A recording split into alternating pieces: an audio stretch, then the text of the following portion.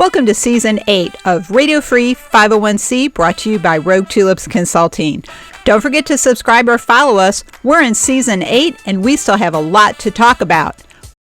Radio Free 501c is supported by USAE News, the weekly community newspaper of associations, CVBs, and hotels.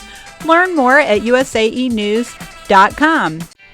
It's our first panel of 2026 here at Radio Free 501c. We're joined by the team from ACNP. It's Alyssa, Hulka, Kelsey Mills, and rounding out our panel, Merrik, Kressley. And they're here to talk with us and drop some wisdom about answer engine optimization for associations.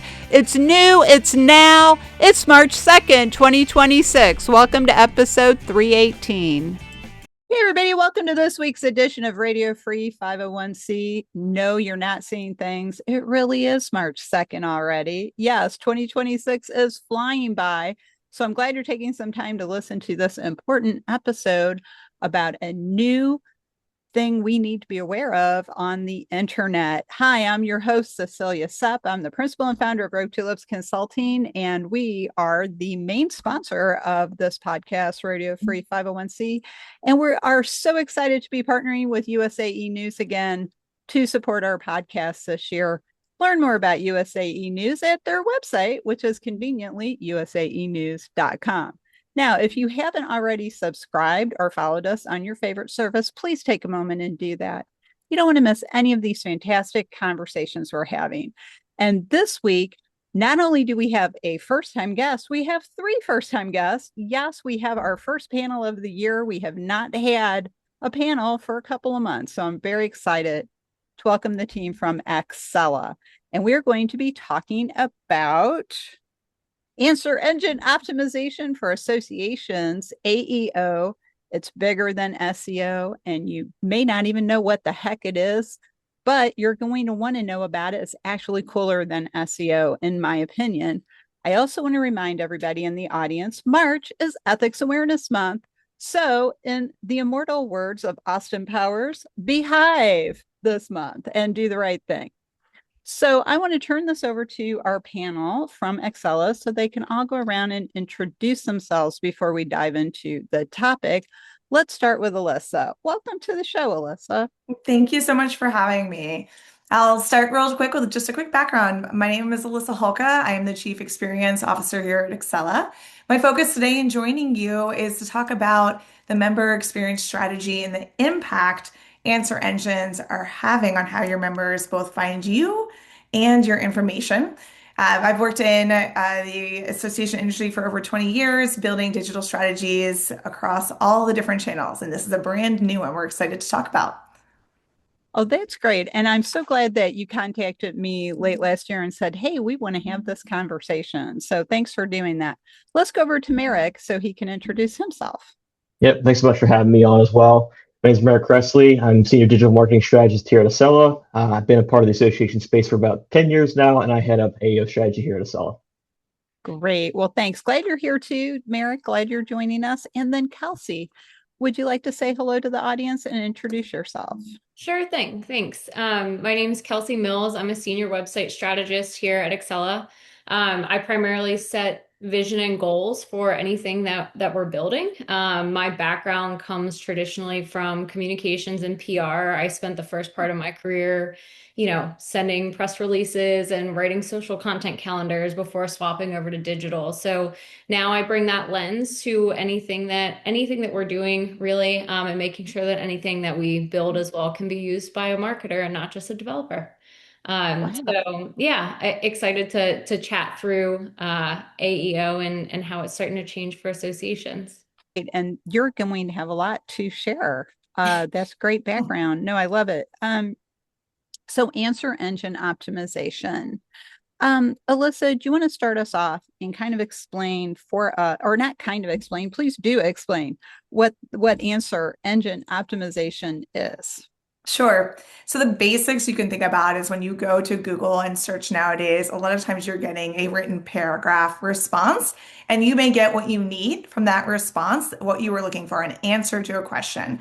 And so when we talk about answer engine optimization, we're talking about how do you get your information to show up in those answers for your prospects, your members, someone who is in, Capitol Hill. It could be any of your wide array of audiences. That is an association you're trying to reach.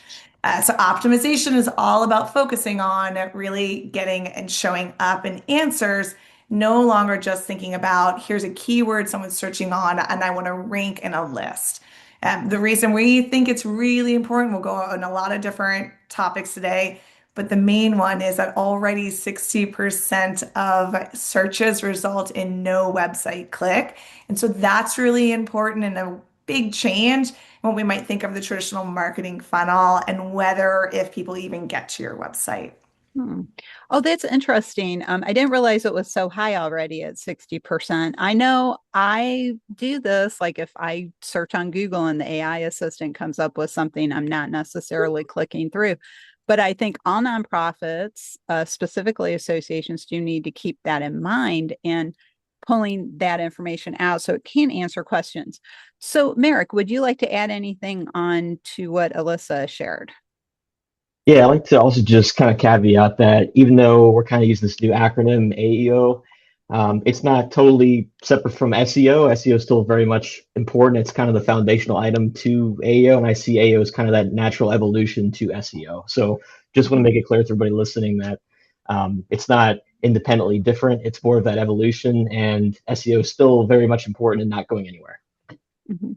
Oh, that's a good point because yes, that is something that we all should clarify definitely because this is like the next level. So it's like you have to start with the SEO. So you still want to have those good search terms as well as what the AEO is going to be looking. Thanks for saying that, Merrick, Sure. because I don't think we all think about that this is evolutionary. It's not exclusionary. So that is a really good point. So Kelsey, did you want to add anything to what Merrick and Alyssa have shared? Yeah. As we talk about kind of the evolution, I think that even kind of best practices when it comes to content publishing, media relations, things like that, those best practices still stand. I think that what's exciting about this is there's now a renewed focus and renewed interest in the value that those things can bring to your organization. I'm sure we will dive into that a little bit more, but again, we're not, completely throwing out everything that's been done in the past. We're really just having a good, really solid reason now to get back to fundamentals and help to justify, not just spending the time, but the budget, in order to, make this a priority within your organization.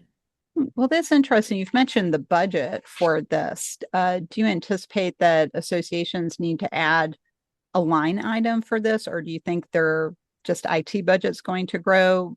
How much more expensive might this be? I know you can't give a specific dollar sign, but is it really because we're paying for more staff time or more consulting time? I can jump in there as a perspective and pass on. There is an IT component. A lot of people have neglected SEO, we'll say, because in the end, it didn't matter if they ranked top for a keyword because they're an association, they're known, people will come to their website. We don't need to like fight and battle for ranking. But for AI visibility, you need foundational technology in place in order to show up. And a lot of that same work that you would do with for SEO is missing or has been left behind. So what we're finding is there is a start where you have sort of a lump sum where you're spending to bring your website up to standards where it needs to be basically answer engine friendly. And I'll say we'll come back to that. There's more tips there that we can share even what you should do today. On the flip side, there is for sure a human resource aspect because there may be quite a few areas of content that you have not invested in writing or publishing on. There's lacking areas that you want to be the answer to that is missing, that you also would be the human resource side, a refocus on that publishing side. And then, Kelsey, you talk about journalistic standards. I don't was curious if like this is part of it too, is you almost have to, you might spend more time or you might write differently too as an organization. Yeah, yeah. I think that it can go both ways. It depends on how an association or nonprofit is structured, right? Sometimes you see somebody who's in a more, I'm going to say traditional like media relations role who writes to that journalistic standard, right? They call it the inverse pyramid, most important stuff at the front. You're not using language that is meant to sway, right? Trying to stay very neutral. Whereas you might have someone on the marketing side who skews a little bit more, right? They're trying to sell, they're trying to persuade. There's a little bit of a shift I've seen over time. Some of that kind of gold standard of trying to remain pretty balanced and not really trying to persuade has gone a little bit by the wayside.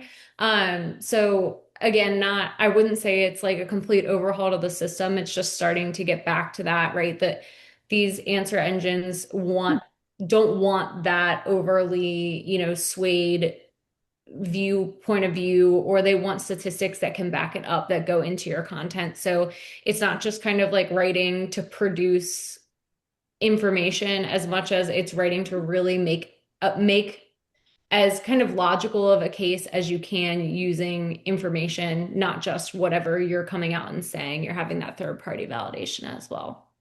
I see. So less of that focus on the Marcom side and maybe more like a research approach. So Merrik, you had some comments about this as we were getting ready for the episode. So maybe this is a good point for you to jump in. Sure.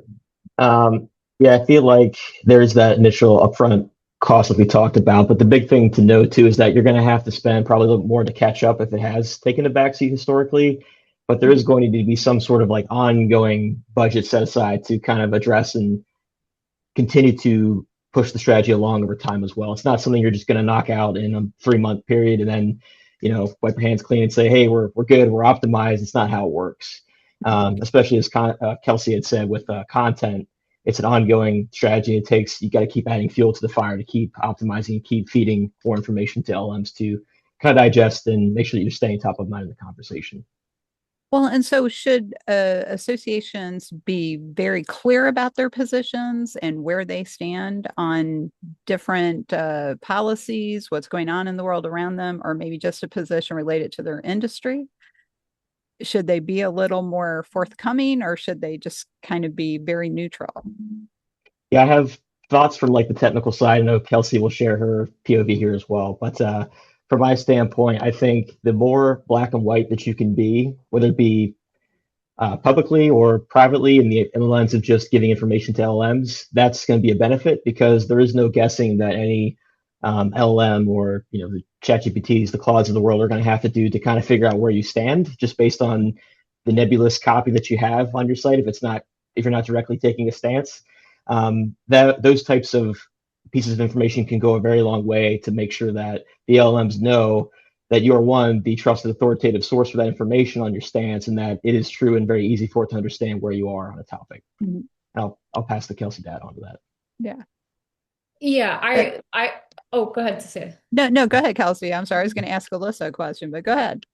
I have taken to saying, right, AI doesn't reach out for comment. So if it doesn't understand what you are trying to say on your website or clearly, digest your position, it's either going to misconstrue that and spit it out as accurate, or it's just going to think it's too much work and move on and find somebody who's saying it more clearly.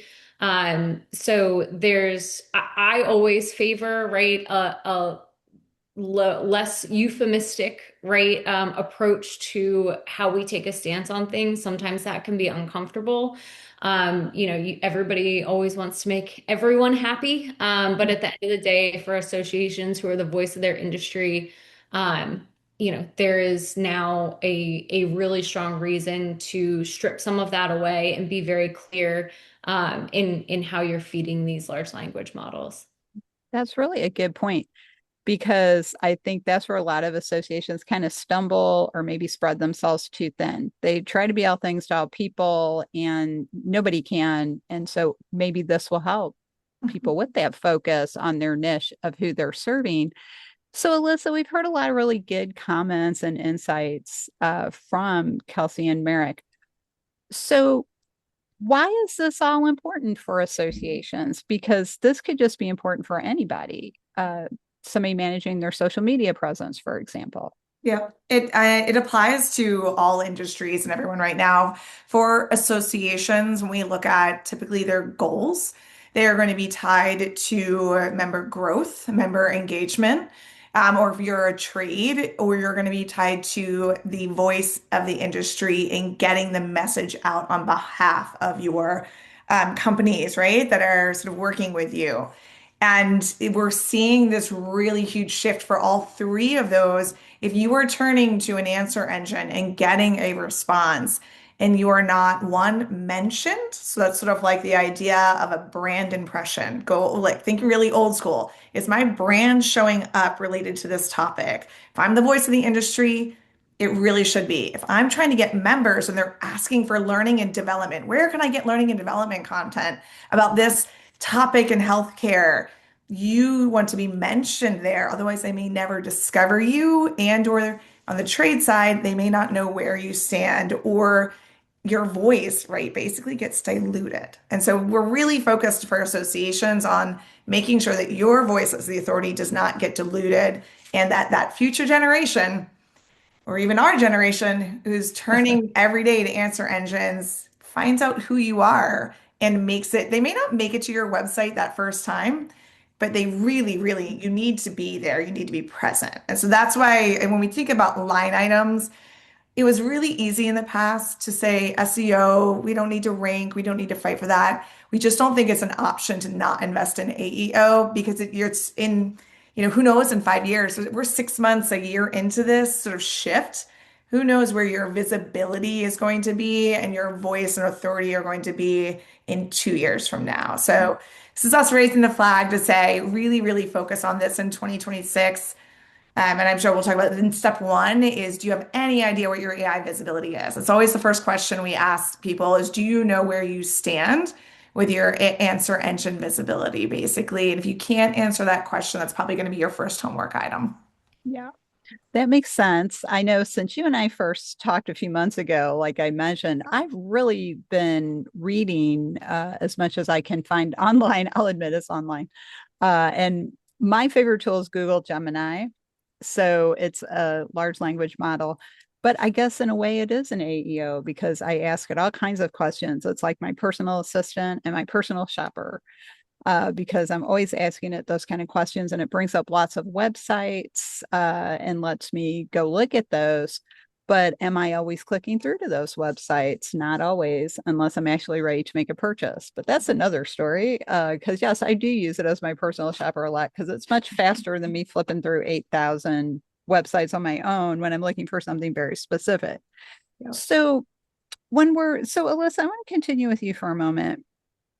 So what how could somebody start? Like, what is a first step that an association could take to say, how can we make this better? How can we be more AEO visible?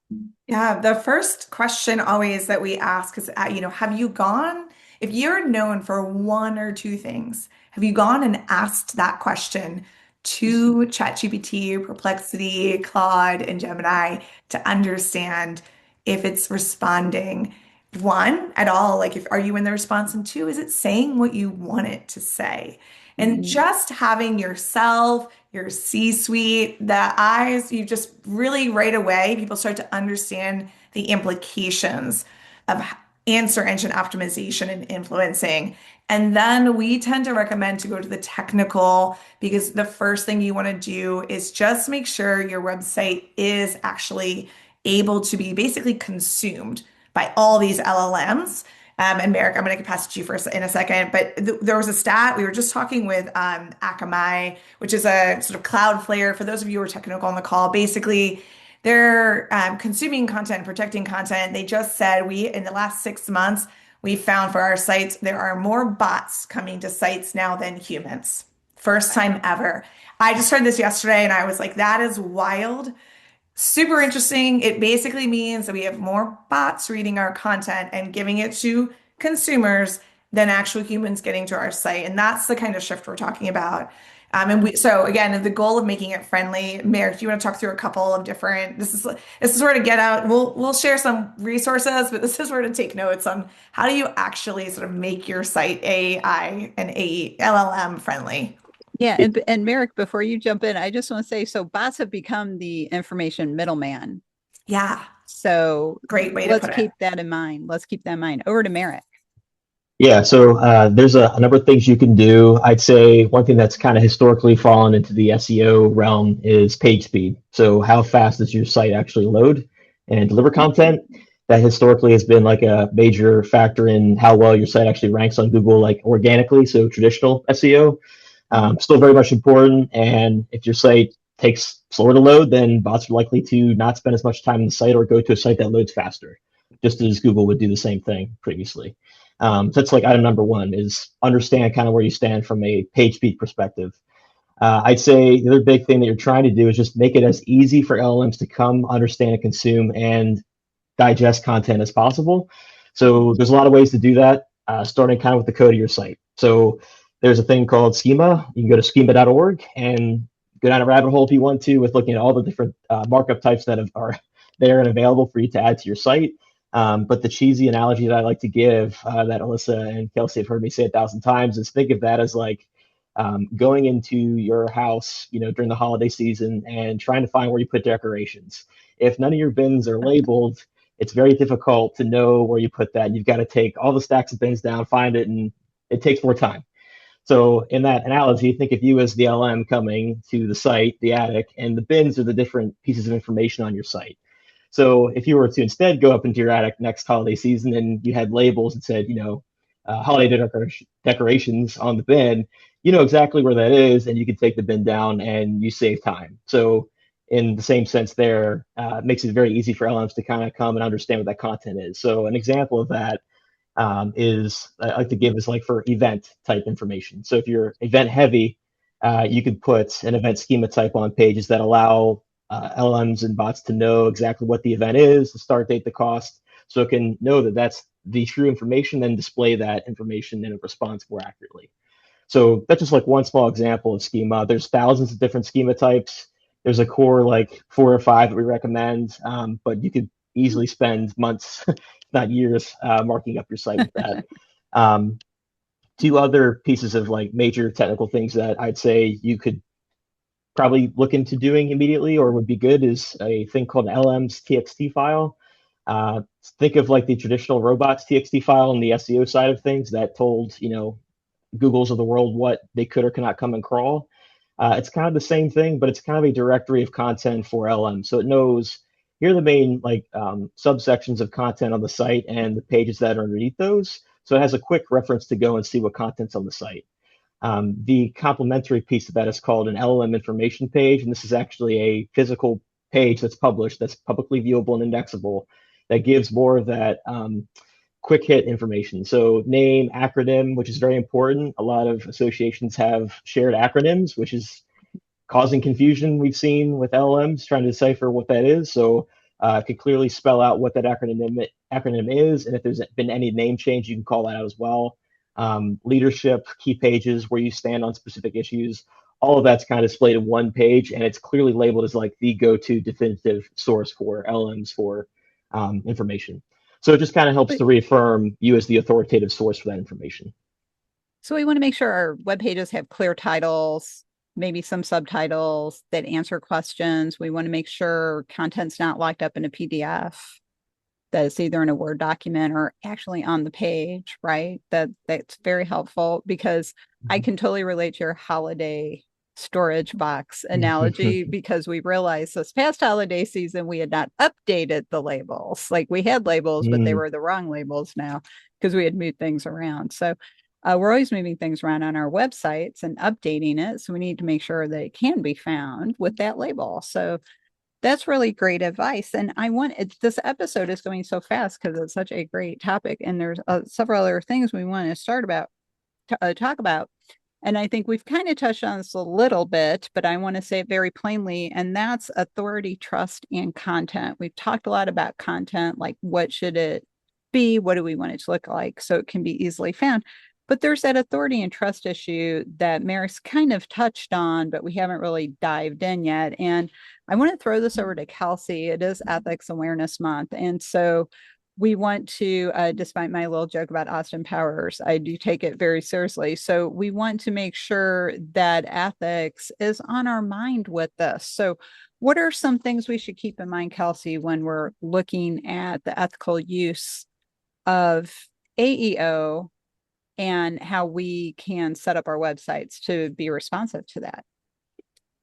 Yeah, so really there's two ways to think about it.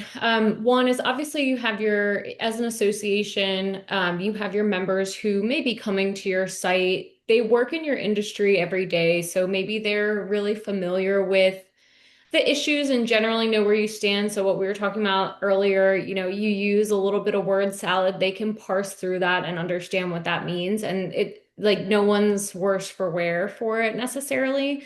But really now what we're seeing is associations are going to have to start filling the gap to also inform and educate the public on issues that are important to them. And the public, like as a large scale, doesn't spend every single day in your industry, so they can't parse through that same information, right? They don't have the same context that a member might have to really get down and understand what you're saying. So as you think about that role of an association to not only be the voice of your industry, but also now you're kind of being held to be the educator of everybody, which I mean, associations, I think historically did a lot more in the kind of public education space.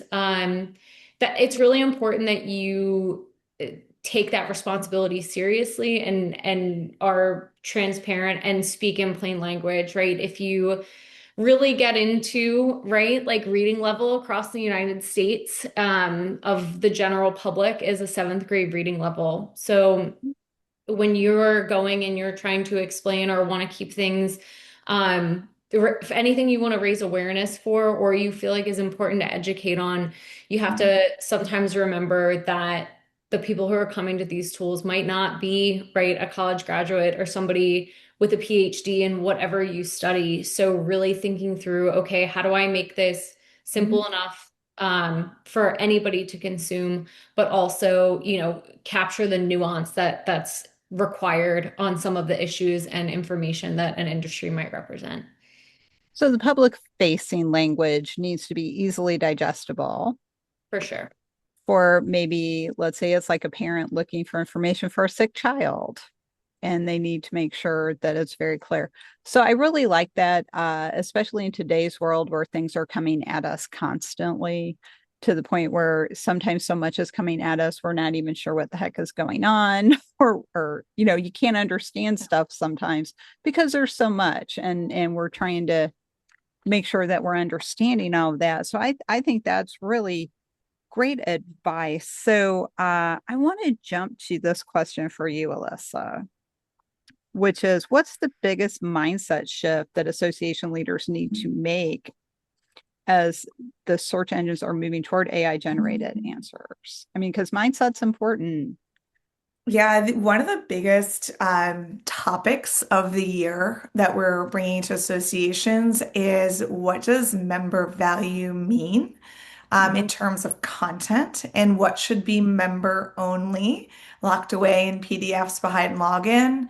And what do you need to start sort of teasing out and exposing? So as we talk about answer engines, it always comes to this. Well, we provide all of this learning and education, and they have one page that says that because everything else is behind login, or in a PDF that is, again, protected. So the biggest thing on Leadership Mind outside of that, like, are we educating the public? Like, what is our role and our mission, and align your AEO strategy to that mission?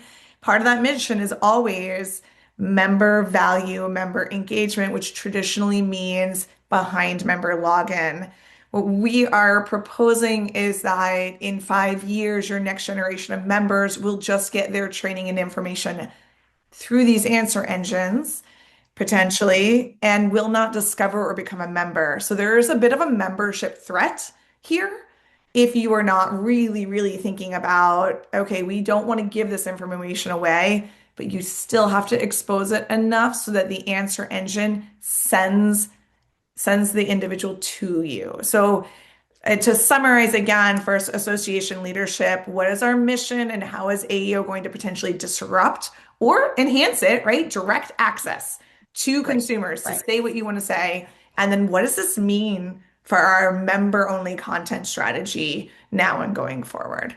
No, and that is great that you brought that forward, Alyssa, because we are so stuck still in that's the way we've always done it, and we need to have it behind the paywall.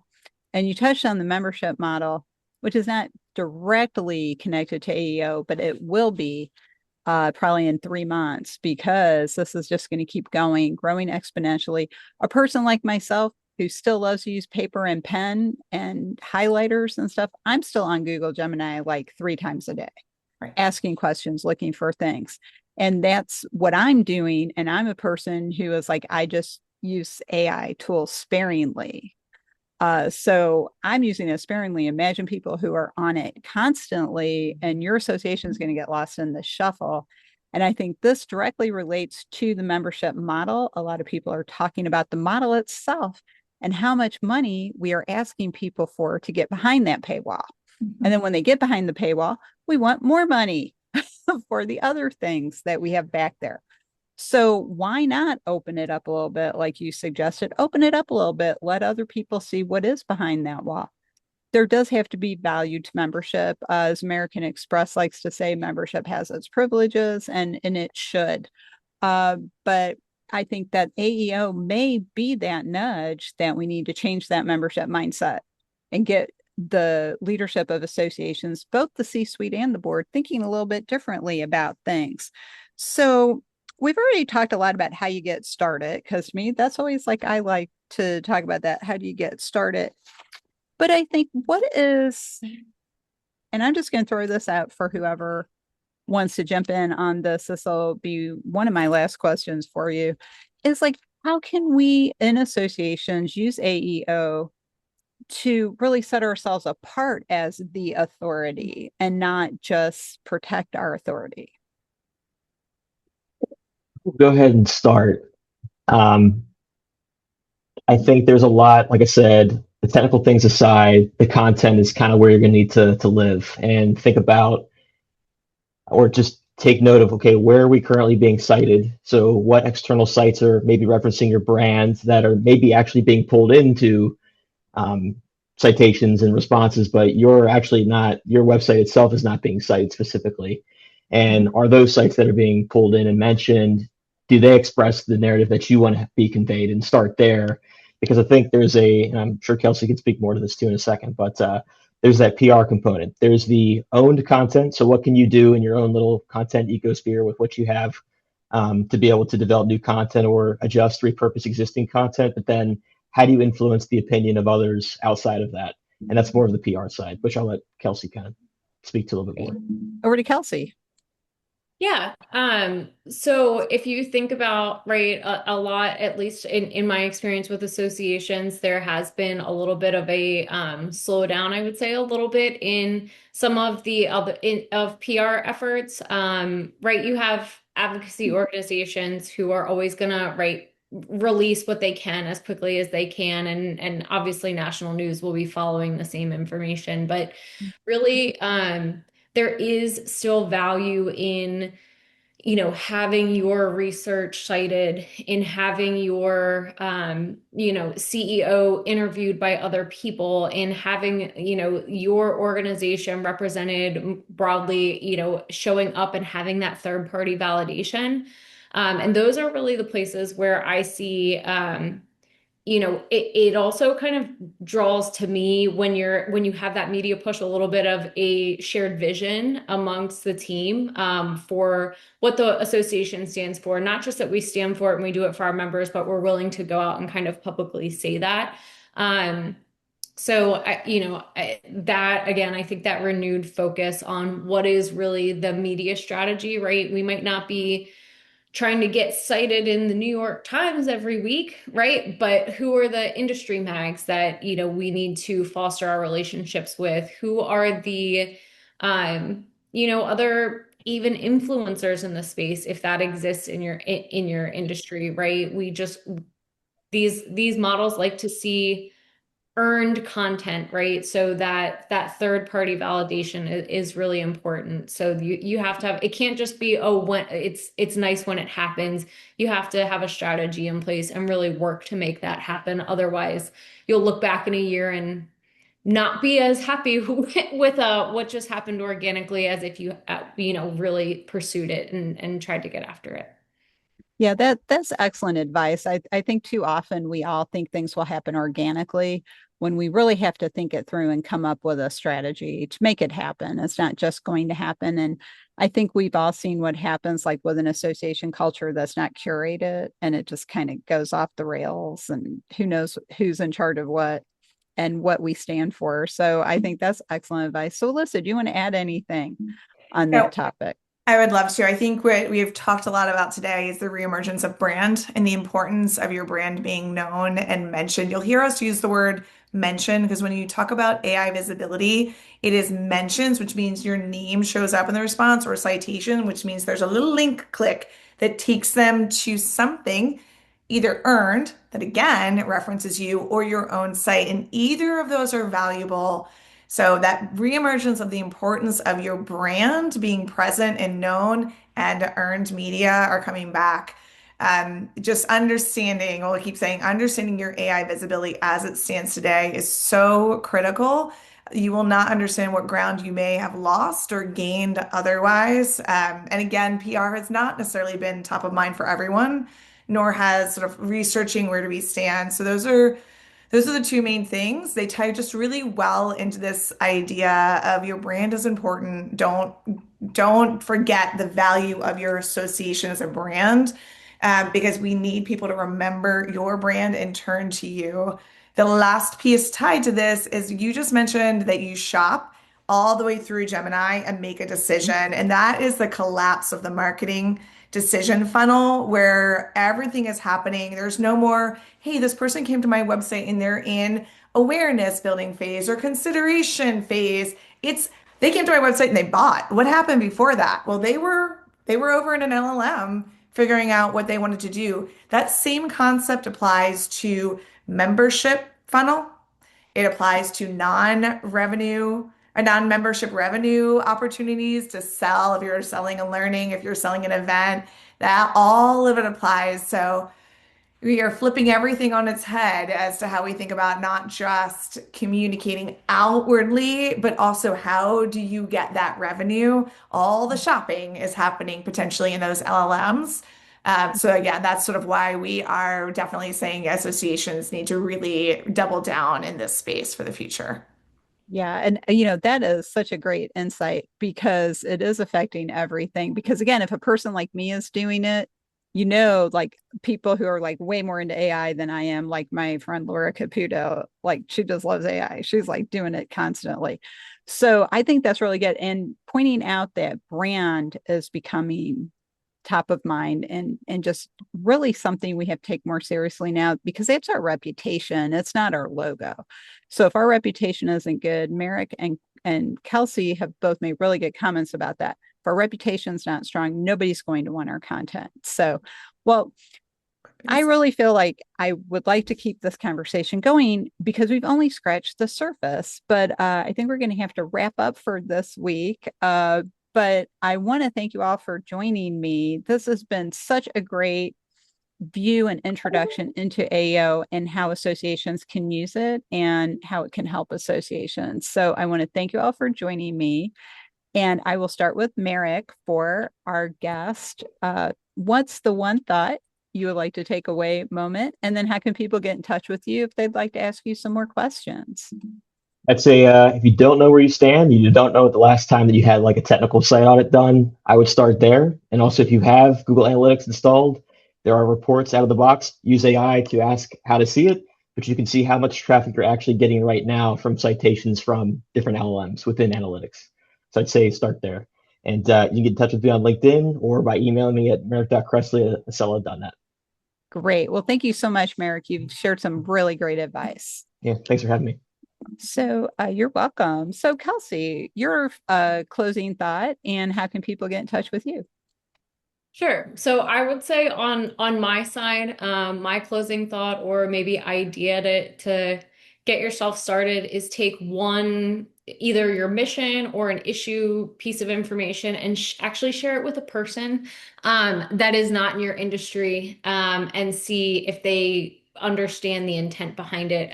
You could also do this exercise with AI, but I think doing it with a human is probably a little bit more helpful. And just to kind of gauge, how far into some of that, PR speak your organization might be falling and understand where you might need to bring it back for humans to really be able to understand that outside of your industry. So that would be my kind of thing to take away. We want to get back to keeping it simple and helping people understand transparently what organizations are about. And for anybody who wants to get in touch with me, like Merrik said, LinkedIn is great, or you can reach me at kelsey.mills@accella.net. Great. Thank you so much, Kelsey. So we are going to end where we began with Alyssa to get Alyssa's closing thought. And I believe you have some other tools you would like to share with the audience as well before we wrap up. Thank you. Yeah, we would love to. I think the main closing thought is this is a topic that can feel a little overwhelming, right? We've talked about the funnel, we've talked about PR. The starting point is to go and ask those key mission critical questions and see what is showing up and really start talking about leadership and the other teams if they have also gone and asked. That really just helps you understand and helps sort of raise awareness in the leadership team about what this is. And the best way to understand that is to actually go and use an LLM to see what's coming back. We recommend always starting with that technical assessment, and we do have our free tool. You just put your website address in, and it will go through that checklist that Merrik went through verbally of schema and LLM. So you took notes, but it'll literally give it to you, and you can hand that to your IT team. And you can get to that on our website. It's accella.net/AEO, and that is ACCELLA.net/AEO. And same as the other team, LinkedIn or alyssa.hulka@accella.net. We are happy to talk to anyone anytime about this. We just feel really passionate about it. We want associations to succeed and make sure that their content is being the answer and not some third-party site, and certainly not Reddit. That's our goal in life, is to have Reddit not be the source of truth for association leadership, and it happens way more than you think. So that's my last. Oh my gosh, that's so funny. That is so funny because Reddit is like, yeah, they have a lot of, I'll just say, unusual and inaccurate statements Yes. about a lot of stuff. Go to you, not Reddit, for expertise. Go look at. No, this is great. And I know, just very quickly as we're wrapping up, I have actually done that with Google Gemini and said, hey, what can you tell me about Road to List Consulting? And it comes back and says like nice things that I like to hear. But then again, I'm the one asking, so maybe that's why it's telling me that. But it is, I have come a long way from when I first launched, and people were asking me if I had purple tulip bulbs at my company. So, but it's great. No, this has been a great panel discussion. I've really loved hearing all of your insights and thoughts. It's great. And again, audience, check them out at accella.net and then /AEO if you want to check out that AEO tool, but also just check out Accella and see what else they do for the association world, and see if maybe you want to ask some questions about other things besides AEO. AEO can be a little overwhelming. It might be a little shocking, but I think it's actually a lot of fun, and it's going to motivate us all. So I want to thank you all again for joining me this week. So we have to go rogue for now, but we'll be back next week with another exciting conversation like this one, bringing you news and information that you need for the 21st century here on planet Earth, where we're all living together. So if you haven't followed us yet or subscribed, please take a moment and do that, because you don't want to miss any of this great information we're sharing with the world. We're well past episode 300, so there's obviously still a lot to talk about. If you'd like to learn more about Rogue Tulips Consulting and how we can help your organization bloom outside the box, check out our website, roguetulips.com. You can find this podcast featuring the Accella team and share it with your friends and colleagues. And you can also see our library of past episodes and get caught up on what we have been talking about. There's a lot going on in the world, so check it out. You can also check out our services page if you'd like to see how we could work together, and then let's have a conversation. If you're interested in education for CAE exam or ethics, or if you want to check out our really cool adaptive leadership course, go to our education page, and I'm happy to answer questions about that. And if you'd like to see what's on my mind this week, because, frankly, most of the time I don't know what I'm going to say either, check out our blog. We usually post one once a week, easy to find on the blog page. We try to make it easy, not just for AEO, but for you, the audience, so you can find things. So that we're going to wrap up for this week. We'll be back next time. And on behalf of Alyssa, Kelsey, and Merrik, we'll see you then. That's it for this week. I hope you really loved this episode as much as I did. Thanks for listening. Learn more about how our experience and knowledge at Rogue Tulips can give your organization the strategic edge to reach its goals. Check out our website at roguetulips.com. We'd love to talk with you and see how we can work together. Wow, that is great.